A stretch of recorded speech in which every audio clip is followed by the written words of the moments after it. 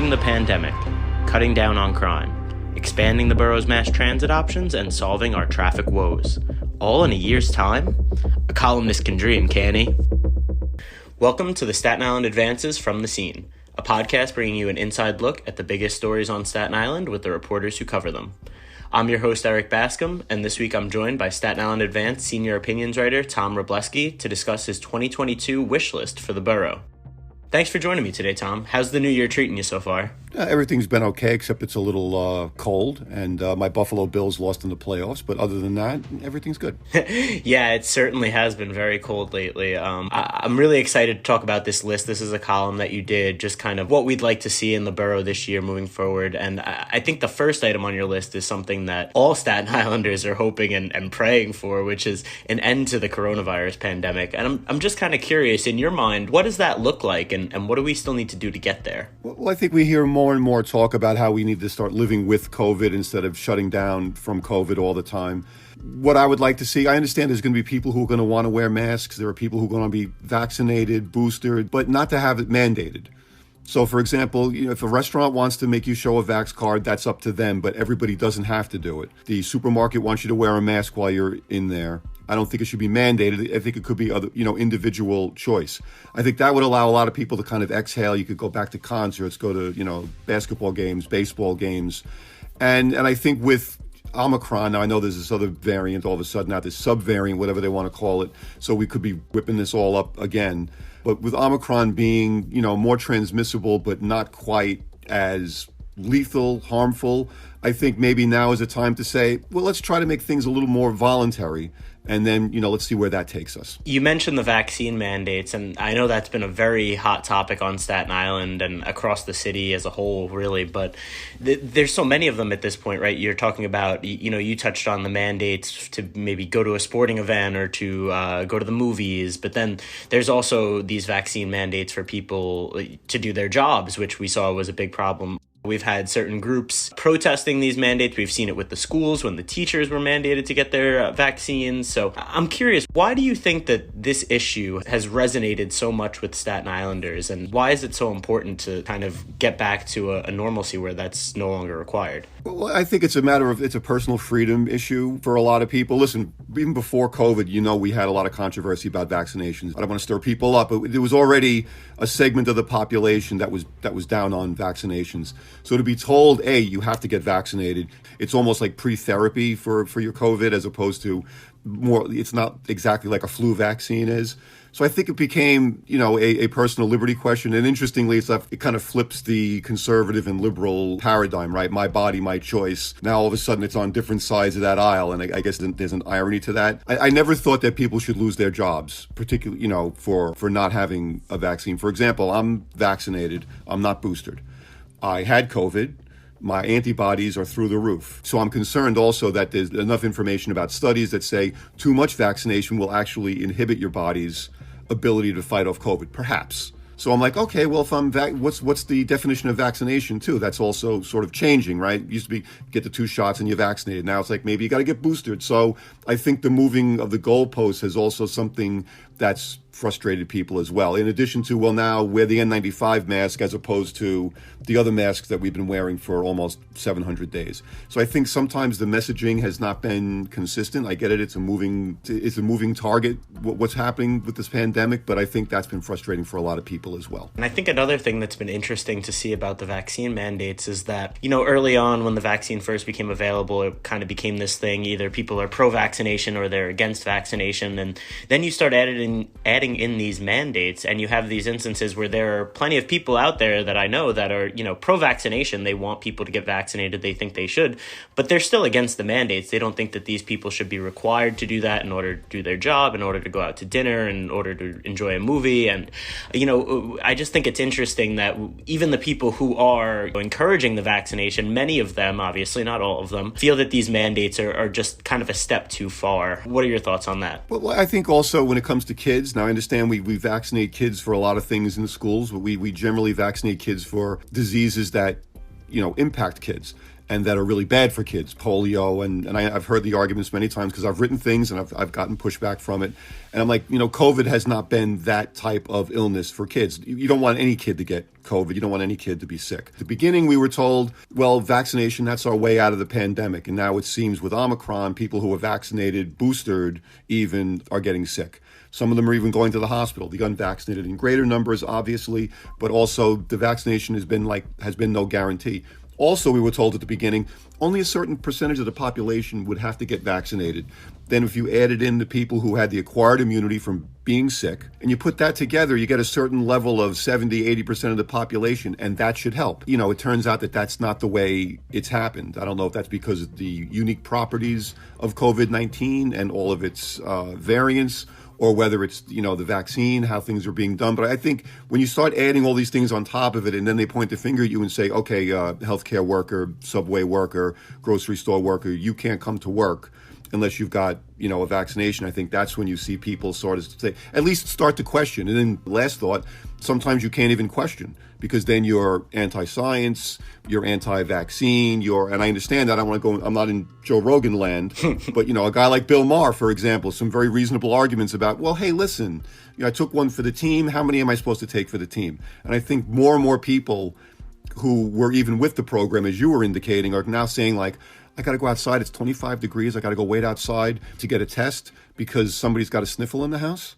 So I think that's what's leading to a lot of frustrations. Let's shift away from COVID for just a little bit. And I know we spoke about this a little bit the last time that you were on to discuss the November election results. But another thing that was on your list was Staten Islanders just building a better relationship with City Hall, or perhaps City Hall building a better relationship with Staten Islanders, to be honest. But can you talk a little bit just about that issue that Staten Island had during the de Blasio administration and how Mayor Eric Adams can kind of improve on that in the coming year? Well, I mean, my opinion was he couldn't do worse, right, than de Blasio. It became like benign kind of neglect and then just actual neglect, and this happened during the pandemic too. Resources that would go to the other boroughs wouldn't come here. We didn't have a public hospital, other things like that. Listen, Democrats generally don't need Staten Island to win citywide elections. So there's an opportunity for them to kind of ignore us if they want to. So I think that's what happened and plus Bill de Blasio was a very liberal Democrat. Even Democrats on Staten Island, in the main, are not that liberal. They're not on the socialist end of the scale. They're more your Mike Cusick, Mike McMahon, down the middle Democrats. So I think from the beginning it was almost going to be tough for us to coexist. But I think too often, de Blasio kind of forgot there are 5 boroughs. We have things out here. We will talk about traffic, I know, where we're a car-dependent borough. That's not like the other boroughs. We don't have the mass transit. There's a whole different vibe out here. It's more, sort of suburban. It's more conservative voting, even though there's more Democrats than Republicans, and that continues to surprise people, because the Democrats tend to get older and they tend to elect more Republicans. So I think it was a hard mix from the beginning. I don't think he did a lot to improve it. And frankly, after a while, I think even people out here who voted for him kind of, got tired of him. And then he killed the groundhog on top of that. So, yeah, that wasn't great. So what can Eric Adams do in the coming year to kind of bolster that relationship with us? Well, I think, first of all, attacking the crime problem, which I know he's already laid out a program for that, and getting the guns off the street. I think I don't think there's anything better in politics. Doesn't matter who you are, and Senator Schumer is the master at this. There's nothing better than being present, than showing your face, than coming, not just when it's a special occasion, not just when you've got, a story to sell or something. You just, come out here. So I haven't been to Staten Island in a couple of weeks. Schumer's thing is he wants to go to every county in the state, like within a certain cycle of time every month. He wants to get to all 62. So I think that should be something that Eric Adams does, and not just on the North Shore, because that was another problem that was happening with de Blasio. He's comfortable on the North Shore. A lot of Dems don't want to go to the South Shore. They feel like it's going to be a hostile environment for them. A lot of, Republicans don't like to come to the North Shore. I get that as well. I mean, it's double-edged. So I think just being present, coming here, and not just for bells and whistles things, come here, have a meal, let people know. Maybe go to the Atrium Theater, take a page out of the Pete Davidson book or whatever. And, he likes to get out. He likes the nightlife. He's out and about. So maybe, come be out and about here. Come down to Minthorn Street, Van Duzer Street, go down to Angelina's. Just let people get to know you and get to see you. And plus the fact that he's a retired NYPD captain, there's a lot of police officers on Staten Island, a lot of uniformed personnel, firefighters. They understand that city worker municipal mentality. That should also help him kind of bridge the gap. Plus, he's the second, elected black mayor in the city's history. You come to those communities on Staten Island and show up there as well. I think he's got a great opportunity to be an all-around sort of public official for Staten Island. You touched on crime and safety in that response, and I know that was something that was also included on your wish list, is taking a real bite out of crime, is I think the way you put it, which I liked. Something that's been at the forefront of New Yorkers' minds recently, especially in the past few weeks when we've seen a number of police officers shot. And so as a former NYPD captain, it seems as though Mayor Adams would be well positioned to tackle this problem head on. What can he do to cut down on crime? Stop and frisk, right? We'll talk about stop and frisk because that was the one main way that the NYPD used to get guns off the street. Now it's racial profiling when it goes too far. So Mayor de Blasio kind of pulled back on all that. Again, given his experience, given the fact that he's African American, this is a guy who I think is ideally situated to go after guns, do smart law enforcement while also preserving civil liberties. When you've got people being pushed on the subway, it's unfortunate to say this, but it's a fact, and because you've been around a long time as well. There's crime in certain neighborhoods, there's not crime in other neighborhoods. When crime starts getting out of control, it starts getting into places, and it's bad no matter where it is, and it should be attacked. When it starts getting into other areas, the subways, the ferry terminals, midtown areas, where people just don't feel safe no matter where they go. They don't feel safe in the subway. They don't feel safe on the ferry. That's when you've got a real problem. When you think you don't want to go on the subway, when people are waiting outside the turnstiles for their trains because they're afraid of being pushed on, onto the tracks, then you've got a problem. I think the bail reform movement, and I've written about this, I've gotten pushback on it, kind of went too far. I think it sent the message to the bad actors out there that I'm probably not going to get arrested for this. If I get arrested for this, I'm not going to have to post bail. Even if I ask to post bail, I'm probably not going to go to jail. We've got a DA in Manhattan who basically says I'm not going to prosecute A, B, C, and D levels of crime. I think that just sends a bad message. And I think stepping back on quality of life enforcement. Listen, if your dad told you weren't going to get punished for taking the car, you'd take the car all the time and you wouldn't worry about consequences. I don't want you to come home by midnight. And if there's no consequences, then all you're going to do is have more bad activity and criminal activity. We'll be right back. The Mayor of Maple Avenue is a powerful multi-part podcast about Sean Sinesy, a victim of former Penn State football coach Jerry Sandusky, who was arrested 10 years ago for numerous child sexual abuse charges. The podcast series is written and hosted by Pulitzer Prize-winning reporter Sarah Ganim, who takes listeners into the world of addiction rehabilitation, where society can be quick to celebrate the consequences for abusers while not addressing the needs of their victims. Subscribe now to The Mayor of Maple Avenue wherever you get your podcasts. The next item on your list, I think, is something that would make a whole lot of Staten Islanders very happy, but I'm not sure it's too likely to happen, which is the elimination of the speed cameras. I know me and you have discussed this issue a lot over the years, but why do you think that the city should do away with these things, and how likely do you think it is that will actually happen? I think it's unlikely to happen, obviously. I think the city, once there's a revenue stream, the city sort of gets addicted to it, and it's very difficult to remove it from the budget. There's these hundreds of millions of dollars coming in, and we're sending them to parks and libraries and schools and museums. So, I think I would feel better about the speed cameras if they would just acknowledge that it does nothing when it comes. It doesn't do for safety what they say it does. It doesn't attack, as you and I know, the main causes of accidents, which you can look at the NYPD's own statistics. It's distracted driving. It's any number of other instances, and down the list, it's speeding. It's failure to yield, making a bad turn, whatever else. And they blame the drivers. I understand. Listen, drivers are maniacs sometimes. I get it. We're on Staten Island. We know. We've been tailgated. We've been passed on roads. People are speeding all over the place. I get that. But not every incident is the fault of a driver, and not every incident is because there was speed. So, and we saw the slippery slope, and we knew it was going to happen. Oh, it's only going to be certain times, only in certain places. Now it's everywhere, at all times, round the clock.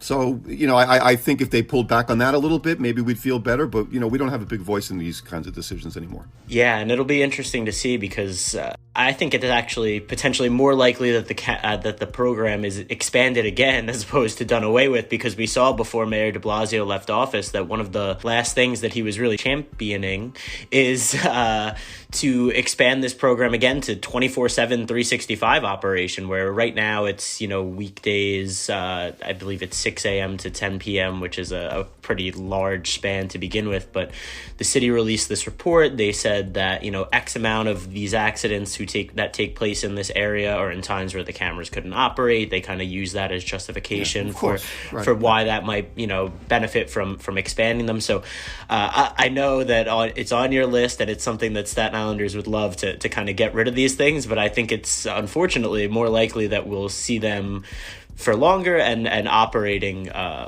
potentially around the clock. They already changed the definition of the zone, right? Yeah, what a school zone is, right? And don't forget, this is something for you and I to both watch, and you in your role as a transit reporter, traffic reporter. Ydanis Rodriguez is the new DOT commissioner. This is one of those guys who in the city council was was a Vision Zero zealot. Mm-hmm. And we've got congestion pricing coming in. We've got other things coming in, whether they do the mile per, charging you for every mile you drive, charging you to park on a residential street. Other cities do this. It impacts us disproportionately because we're more reliant on cars. Why? Leading into your next issue, I guess, is the lack of mass transit, because we have no choice but to drive. Yeah, absolutely. And I was going to say I want to stick with the transportation stuff because it's always great to have you on to talk about this. And the limited mass transit options, I mean, it's always been an issue on Staten Island, right? There's no subway connecting us to the rest of the city. But, we've gotten some help, and we're hoping that there's more help on the way. The city did launch our NYC ferry route in St. George this summer that connects us to Midtown West, which is useful. And I know I've ridden it. I enjoyed it. A lot of people have been giving good reviews of it so far. Now people are trying to push the city to expand that route to Brooklyn. And then we've got the MTA also studying these rapid transit routes on the North Shore, on the West Shore, whether that be a bus rapid transit or a potential light rail, which is a little less likely due to the cost that would be associated with it. Why do you think it's so important for the city to offer us these additional transit options? And what do you think would be which of these projects, I guess, do you think would be the most beneficial to us? Well, and first of all, I have to give credit to Mayor de Blasio. I didn't think that this fast ferry route was going to work. So all credit to him I thought it was the wrong route. It seems that the downtown part is really what's really popular with people. That goes kind of near the Oculus and in that area. And I think going to Bay Ridge from either Stapleton or whatever is a no-brainer, especially if you can. And now you've got Governor Hochul looking to reactivate that rail line from Brooklyn through Queens, which would terminate at Bay Ridge. So for us to hook over to there, I think it makes perfect sense. If they're going to study bringing that route, it's an old rail, a freight line that's gone, that's in disrepair. The North Shore Rail, I don't know how much of that infrastructure is left, but there's a lot of that infrastructure still left. The city still owns the right of way. I know it's going to be tough. It's behind the restaurant there on the North Shore, and there's something there at least that you could possibly build on. Look how long it's taken to get a busway or these other things that people said was simple. You just paint some lines in the street and you've got a busway, and it takes eons worth of time. But I think a fast ferry from, say, Stapleton, Irby area, where there's an SI railway stop that could get you into Brooklyn. I mean, listen, we're surrounded by water. We may as well use it until we can fly, over all of this stuff, like the Jetsons. I think the waterway is going to be the way that is the future. Sticking with the transit stuff, I think this is a topic that was on your list, but I think it's been on Staten Islanders' wish lists for decades, really, and that's improving this horrendous traffic situation that we see in the borough. I mean, we got a little bit of a break during the start of the pandemic, those first few months when everyone was locked down. Most people were staying at home. No one was commuting to work. No one was going into school. I'd never seen the Staten Island Expressway that empty before, even the local roads. But now we've seen in the recent months that the traffic is getting back to those pre-pandemic levels. If you look at the volumes on the Verrazano Bridge or on any of the Port Authority bridges, we're at 90 to 100% of where we were, and it just feels like the same old for Staten Islanders, unfortunately. And so I'm curious, what are some things that you'd like to see done, in the coming year year or years really to reduce that traffic issue. Well, let me say from the outset, part of this is our fault. Multi-car households. I mean, how many people have 2, 3, and 4 cars in the household? There's only we're not making any more Staten Island. It's a finite amount of space. So there's that, and I think we still have a bit of pandemic hangover. Obviously, people don't want to be on mass transit. So I think that they're driving their kids to school, they're going to work, they don't want to be on the bus, they don't want to be on the subway. There's been an explosion, from what I see, of for hire cars, whether it's Lyft or Uber. I see a lot of those TLC license plates on cars, and I got to tell you, this is a pet peeve of mine. Whenever you're driving behind one of these cars, they go so slow because they're looking at the dashboard at the phone to try to pick up their next. They're trying to pick up their next ride. Plus, you've also got Waze and Google Maps sending people off of the main roads now, so there is no more shortcut. If your shortcut was going over Howard Avenue like mine was and coming down, now you're jammed up. I'm not sure what the answer is other than, and even if you gave people a subway, a lot of people may not want to take it. So I'm not even sure, what the answer is other than, doing something major to fix the SIE so that that's not log jammed all the time. It seems it's worse always going eastbound as opposed to going westbound. People are addicted to their cars in a lot of ways. Kids aren't going to, you're not going to take the subway when you go out on a date or a bus or a Staten Island Railway train. Maybe another couple of rail lines, maybe that would help. I've pondered this, and I know you have. We sit around if I had the power to do it all, what would I do? And I'm like, besides eliminating a third of the cars on or God forbid, limiting, saying you can only have 2 cars in your household, or you've got to pay to park it or whatever. It's congestion pricing. I mean, it's scary what could be done, because again, the SIE is a major commerce route from the south to the northeast, from for goods, transportation, and everything else. So there's no getting rid of that. Yeah, absolutely. And I know that one thing that former Councilman Matteo had been pushing for in recent years was for the state DOT to to extend the HOV lane, but he refers to it as finish the HOV lane, because right now it cuts off at Victory Boulevard instead of going all the way to the Goethals Bridge. And I think that one feels like a pretty straightforward answer to it. I mean, obviously it's not going to fix all of our problems, right? But why not almost at this point? And the reasons that have been given by the DOT over the year are a bit ridiculous. I mean, they claim that the lane is functioning as intended and that it's not creating any additional traffic at the terminus when all the cars are forced to merge back in. But I mean, anyone who drives on the Staten Island Expressway knows that's not really the case. So that feels like something that could be done. And then you factor in that the state is receiving some additional federal funding through the new infrastructure bill. And you would think that this is just kind of a common sense solution to make some progress on that SIE traffic. But to this point, the state just doesn't seem willing. And the other problem, too, is that Bradley Avenue, exit-only lane that goes on for half a mile. You know what happens. People are using that as a travel lane. Yeah. So, and then they're edging back into traffic. Half a mile beyond that is what you're talking about, the Victory Boulevard, where you've got right before Victory, where you've got to get back in off the HOV lane. So you got one bottleneck, then you got the other bottleneck, and then I'm telling you, I don't know if you're noticing this, more and more people are using the shoulders as travel lanes. Mm-hmm. If they're getting off at Victory Boulevard or Richmond Avenue, they're traveling on those lanes. They're using them as travel lanes. It's getting scary. Right. And again, I think that HOV lane, it's a matter of just paving, and it's not like there's no owls that live there. There's no environmental. There's no pond. There's no Right. There's just it's just highway. It's just asphalt. Just do it. Mm-hmm. And we've got all these new bridges and the Bayonne Bridge, the Goethals Bridge.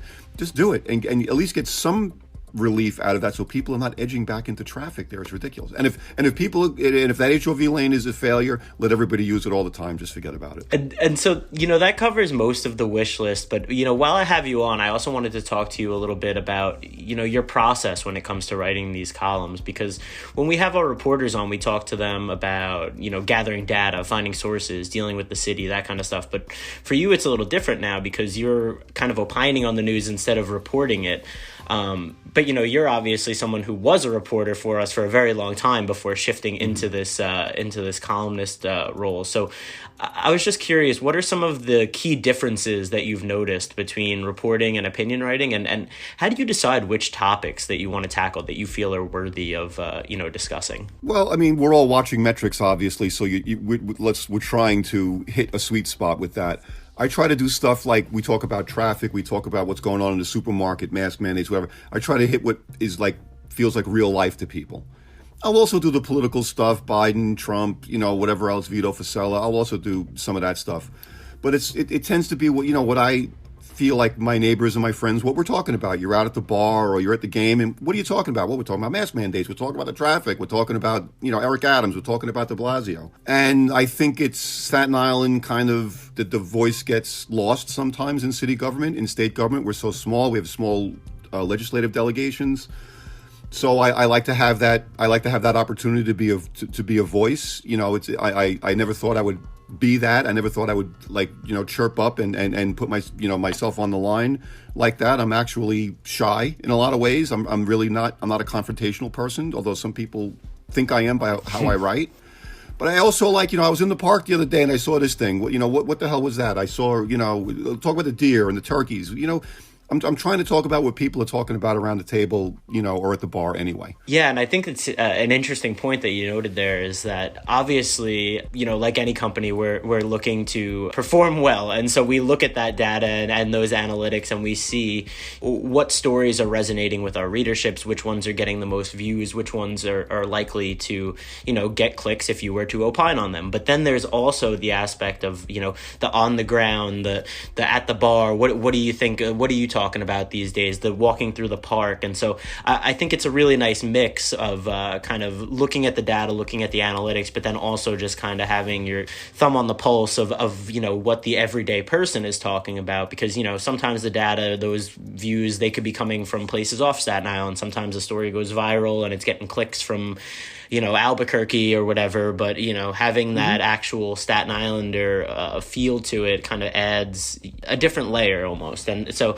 I thought that was really interesting. And, I think it's funny that you mentioned that you're not necessarily confrontational or you're a little shy in some of these things, because obviously by putting your opinion out there, you're opening yourself up to, I'll call it criticism or feedback from our readers who aren't always the kindest bunch, especially if they don't agree with what you're saying. And so I'm curious, kind of, we deal with this as reporters too, but it's probably even more so for you because you're actually, giving an opinion on these things. But what's it like hearing from people after you post your columns? And I was wondering if you had any examples of emails or comments that you've received over the years that really stuck with you. Well, I mean, I get a lot of supportive emails, so I have to say that first. But, Eric, I'm probably out of step with most of the people you and I work with. I mean, let's be honest, right? Some of the things that I write. Mm-hmm. I get a lot of pushback when I question pandemic regulations. I get people who say, oh, my family members are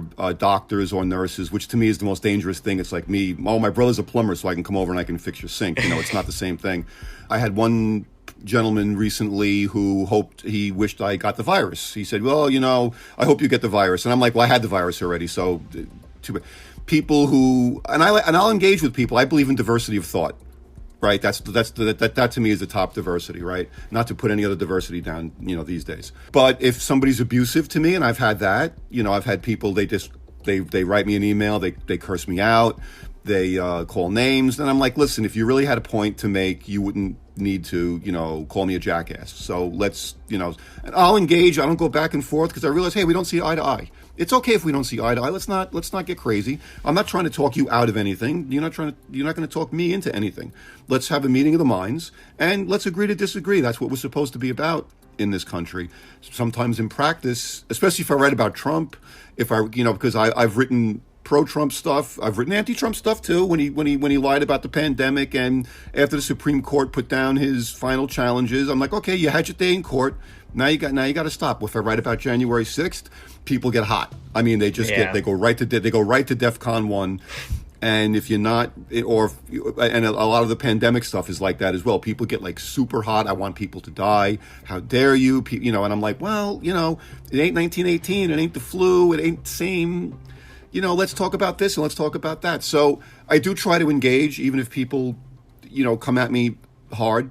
But after a while, I'm just like, okay, we're gonna agree to disagree. And sometimes if I feel like they're a little bit of a threat, I kind of save the email and I kind of just keep an eye on it. I don't like, and people who contact me on my personal Facebook page with instant messages and I don't answer them, it's because I don't engage with people on my personal page when it comes to work. It's just, that's not the way to reach me. Yeah, I think it's an interesting and difficult aspect of our profession that people don't always necessarily consider. But thanks so much for joining me today, Tom. It was great catching up with you as always. And let's hope we can check some of these items off the wish list in the coming year. Thanks for the invitation, Erik. Anytime for you, pal. All right, thanks.